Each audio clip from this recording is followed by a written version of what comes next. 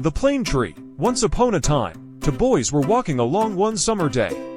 Soon it became too hot to go any further and, seeing a large plane tree nearby, they threw themselves on the ground to rest in its shade.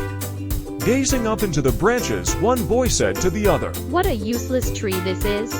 It does not have fruit or nuts that we can eat, and we cannot even use its wood for anything." "Don't be so ungrateful," rustled the tree in reply. "I am being extremely useful to you at this very moment, shielding you from the hot sun, and you call me a good-for-nothing." Moral of the story: all of God's creations have a good purpose. The Fox and the Stork. The fox one day thought of a plan to amuse himself at the expense of the stork, at whose odd appearance he was always laughing. The fox said, "You must come and dine with me today." The stork gladly accepted the invitation and arrived in good time and with a very good appetite.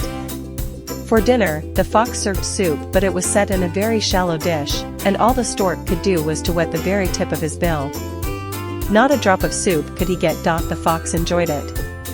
So the stork said to the fox, "You must come and dine with me tomorrow." The fox arrived promptly at the time that had been set.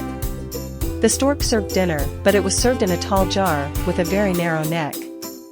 The stork could easily get at the food with his long bill, but all the fox could do was to lick the outside of the jar, and sniff at the delicious odor.